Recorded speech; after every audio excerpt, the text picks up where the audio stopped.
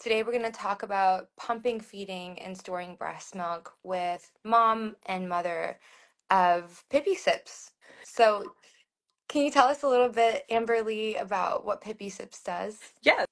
Pippy Sips is on a mission to reduce barriers in breast milk storage through tech, innovation, and beauty.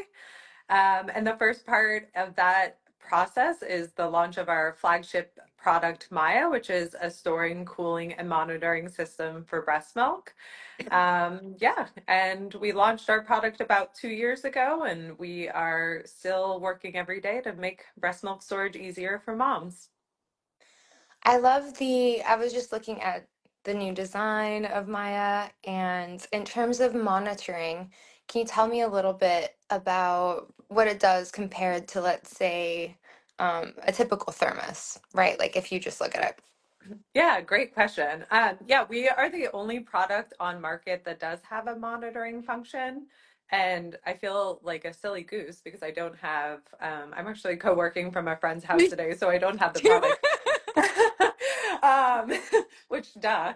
But yeah, so it has a thermo lid. So if you look at our website or our profile, you'll see there's a thermo lid on the top. So basically, you just have to shake the unit and the temperature will be revealed, or you just double tap the unit lightly and the temperature will be revealed. So, if it's a extra hot day in the middle of the summer in Texas or Florida, and you're kind of wondering, like, "Well, I don't know if this product is storing my milk right, which it will, but you can check it at any point and be assured that your breast milk was stored safely, which is what we're really proud of when it comes to our product, among other things.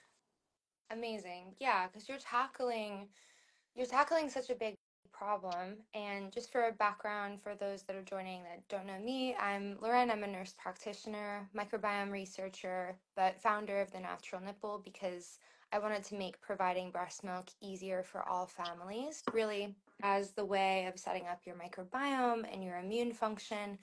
We could rave about how important breast milk is, and providing it for 6 months can prevent 300 billion in medical costs every year.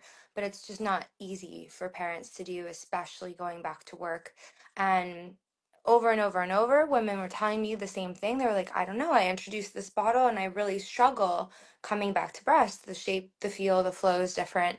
Yeah. And sure enough, nobody had changed current bottle nipples since 200 years ago. So, using 3D scanning and actually microfluidic real modeling of lactation, we created the first infant feeding system to make it 83% easier to switch back and forth between bottle and breast. So, you can give your boob a break, your partner can help feed, you can have a moment to be at your friends.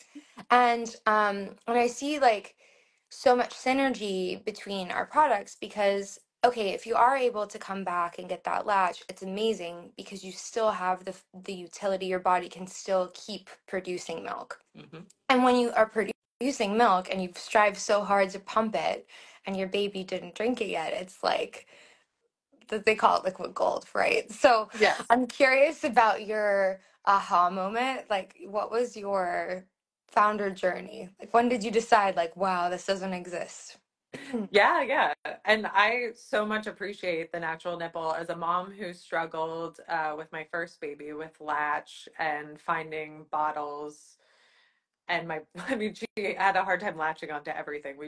She was a really tiny baby, my first daughter. She was only 5 pounds, 10 ounces when she was born. She was not a premature infant, but she just came out uber small.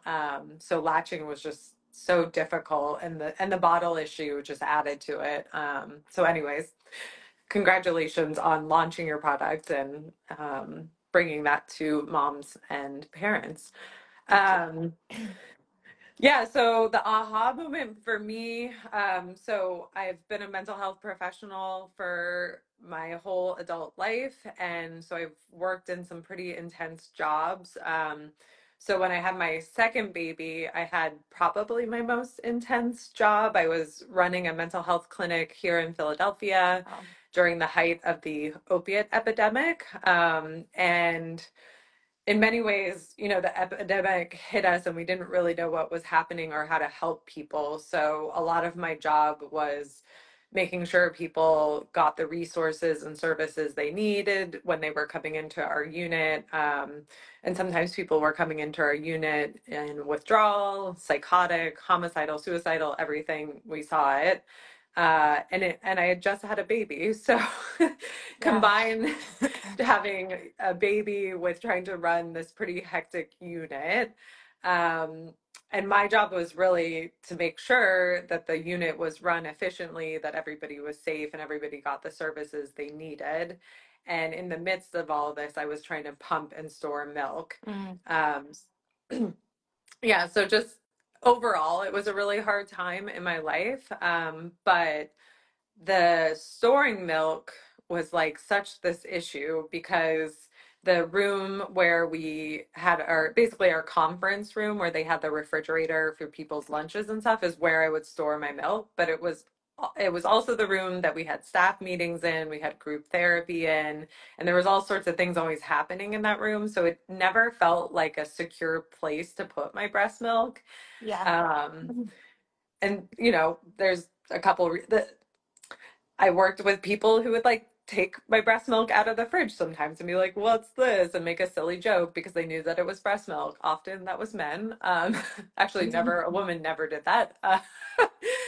Um, Sometimes I was just trying to get in the room to put my milk in or to take it out, but that could be very uncomfortable because either there's a meeting going on or people are doing group therapy and it's not exactly appropriate or helpful to interrupt group therapy to either get your milk or put your milk in the fridge. Um, so and then also sometimes I worked off site and I was driving around from meeting to meeting or site to site. And if it was a hot day here in Philadelphia and I'm leaving my breast milk in a cooler with ice packs, I wasn't always sure that the cooler was working correctly. Yeah. Um, so one day I was at work and I like looked at my cooler with my ice packs and I just was like, this, I don't know, this like there's got to be a better way. And I looked at my Swell water bottle and I was like, we have this beautiful thing to carry our water in. Why can't we make something like this for breast milk? And that was really the aha moment. Wow. Yeah. Wow. And then it was a long journey after that, but I appreciate you sharing the details of like your founder journey because there's so many intricacies around being a new mother and being a professional that are often underspoken about. And like yeah, something as simple as having access to a fridge or space to pump or actually that interoperability of bottle and breast. yeah, Like if your baby is screaming when you come home and also you can't get that skin to skin and you can't have the saliva signal basically your body like, hey, there's a baby here to feed, you're going to feel like you're drying up and also you're stressed, and then it's kind of like this negative feedback loop. So I think any tools and innovations like this, like it just, and you probably hear this all the time, but it's like, oh my God, why wasn't this invented before? And it's just yes. like, well, We get a lot from moms who are like past the breastfeeding age, and they're like, God, I wish this existed when I was around. And I feel the same way. Like, I didn't get to experience my product personally because I only have two children and I had the idea with my second child. But I definitely am like, I can't imagine like how different my life would have been if I had Maya with me on those days that I was just trying to solve about 100 problems. So if I had one less problem to solve, my life would have been a lot easier. yeah. Um, yeah. And thank you for the work that you did. I mean, this, y- like, keeping yourself well so that you can like nurture your young in that environment and helping bring other people back to wellness is just, you're just such a remarkable woman, and it's so Oh, amazing to see you get through research and development. And like that's the bit that I think being on here, even if you're not a mom that has built a product, you built a life and you're creating a life. And so I think that the founder journey is often quite similar. It's like it's kind of hurdle after hurdle, and people are like, well, when is it going to be ready yet? And sometimes you can't answer that question. Yes. But it's really it's full circle because I believe we were on like actually during the pandemic and the natural nipple wasn't commercialized. So I And would love what maybe we weren't commercialized too. I'm trying to think if we were pre-product or post-product when we talked. I think we were both pre, and it's just so beautiful to see it come out into market and Yeah. actually like take the time to discuss with people like how nothing like it exists and how this is differentiated.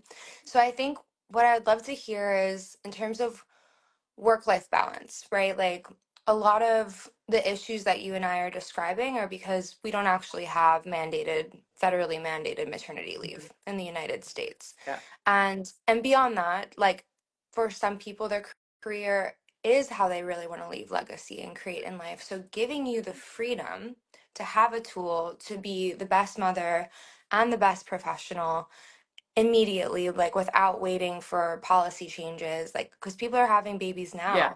now. That's for me how I feel we can actually leave an impact. And I'd love to I'd love to hear like any stories from, since you didn't get to be your own beta tester. Yeah. Stories of like Oh yeah. customers or Well, my, actually, Mrs. Mama Merritt just said she uses it with her second. She wished she had it for her first. yep, Yeah, like what's yes, your that's favorite Crystal. user story? Crystal is one of our greatest ambassadors. We love Crystal. She uses Maya every day and brings it to work. It helps her work day. She brings it when she's doing outings by herself or with her kids.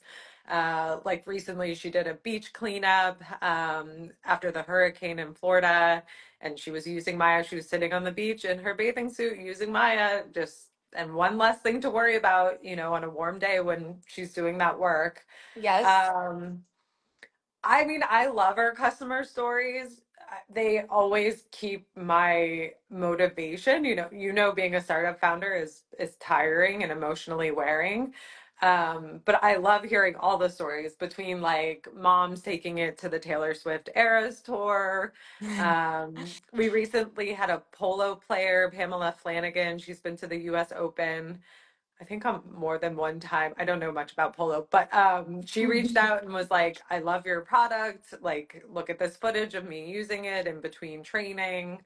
What are some other? Yeah, and I think women who work, women who do like are kind of like jet setters. They like to travel. They like to do sports. We have a friend of a friend who's a high school lacrosse coach, and she uses Maya when she's training her lacrosse team. Like she goes and stores her milk in the Maya. Yeah, we had another mom, this woman Bree, who was in law school and she needed to store milk when she went to class. And she's in class for hours and she has Maya to store her milk with. Yeah, I every time I hear a news story about how Maya helped a mom through her day or whatever amazing activity that she's doing, I feel all sorts of like warm and gooey inside and like, let's do this. Let's kick butt and keep getting Maya's in mom's hands. Absolutely. And I think like it's really interesting. I don't know about you, but when I talk to the dads, because this is like a mindset that I didn't build the product from. I built it from listening to moms struggle with getting a latch and wanting to do the best thing for their baby. Like there's a lot of data on how basically as a human technology, the breast is probably the most evolved and sophisticated piece of equipment. Like it's Yeah. solved for water, nutrition, and immunity. Yeah. And and it actually basically programs you as you're like a native OS as a human for the first 2 years of life, and you actually need this contact with your mother who has contact with the environment to protect your immune system and actually tell it how to function properly for the rest of your life. And so that's where all that stats about 300 billion in preventable medical costs. Like I could nerd out all day long about mechanism of the microbiome and the immune proteins that are like perfectly titrated through the breast, but like talking about only the benefit without a solution was so incredibly frustrating for me as a clinician and as a researcher. I'm like, we're literally like handing them a bottle that's nothing like the breast and being like, breast is best, and then like walking away from a real problem where Right. you're we have two-person households and you want to nourish your young and you need to nourish you too. And Yeah. so and so I think like when it comes down to talking about the why, there's actually still a good deal of education that has to happen because basically the longer that you can make latch optionality and breast milk storage possible for a new parent, the healthier the next generation will be, the more bonded the next generation will be in terms of nervous system regulation, right? Like we're the only species, the only mammal that gives birth to an immature young. And so really just by having that skin to skin contact that occurs during the breastfeeding process or when like you've pumped, it's for the purpose of having coming back and having a feed and having that touch and that skin to skin for a more regulated nervous system. And when we talk to dads, I'm curious about your feedback. They're like, oh, wow, I get it. Like, I actually have utility right now in this process Mhm. because where we maybe used to just be tribe and the dads would be out and gathering food, and we had sisters and mothers to also help like nurse our baby. Literally, the nipple was invented at a time in France 200 years ago, the original bottle nipple, where we were expected not to leave the home or you could afford a wet nurse. So there Mhm. wasn't this, it wasn't made for a transition. It wasn't made for a partner to help you feed. And I think that the biggest aha that I've had is actually from dads like, "Oh my God, I can be a part of this experience. I can actually like give my partner a break, give them the ability to pump, and then she can use Pippy Sips on a vacation or just, doing her profession, whether it be polo or whether it be running a mental health clinic and changing the world. And that sort of agency, I think, is like actually the most beautiful and unforeseen repercussions of what we built. Yeah, for sure. Yeah. Yeah. I mean, it was super important when my I'm an old mom now. I have an 8 and a 12-year-old, but when we had our children and they were young and breastfeeding and I was pumping and stuff like that, like I knew that I was going to go back to work. It was something that I had to do for many reasons. But me and my partner were always about kind of sharing the emotional and physical load of feeding. And especially with my first, because it was my first baby, which is, you feel so many intense things when you have your first baby. And then my baby didn't latch, and I had a really hard time feeding her. My partner was so supportive because it was such a hard time. I would sit down 8 to 10 times a day, maybe 12 times a day to try to feed my daughter. And it would not work. I would I would try to get her to latch until we both cried. And Yeah, then I would hand her to my partner and he would feed her the milk that I had pumped. And if I didn't have him and that emotional and physical support in the feeding process, I'm not sure I would have made it in yeah, many ways.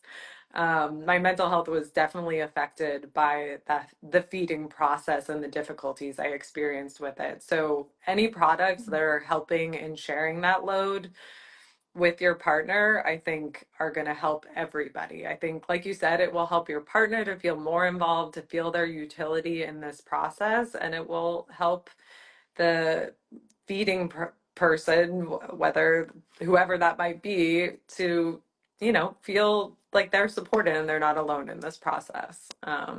totally. And that's like, thank you for your comment, Crystal, because in modern society, it's interesting because we're talking about the West primarily. So when we were studying barriers to breastfeeding originally, just to try to find a solution, it wasn't like I was like, a new nipple is the way. That's bioengineered from breast. First, we had to really understand like what is the barrier.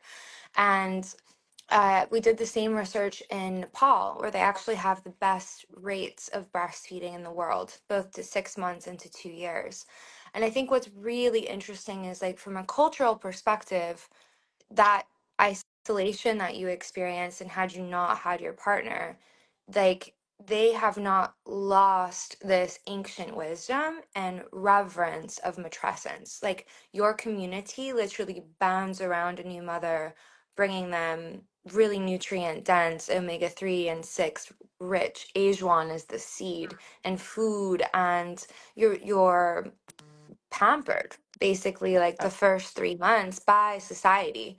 And they really understand like the how crucial it is, like Yeah. if you're gonna have humans and you want humans to work in an economy, like you probably want them healthy and optimal. Yeah. So And that speaks to, and also I forgot that I also attended like a breastfeeding support group. So, kind of that concept of having your community support you and other humans that are going through the same thing you're going through. So I had a lactation consultant, and so I would see her, but then also her group she ran like once a week, and it was just really nice to go to that group and know that, because I think a lot of women think they're alone when they're experiencing breastfeeding difficulties. Like, I know I felt that way at first. I was like, wait, this isn't working?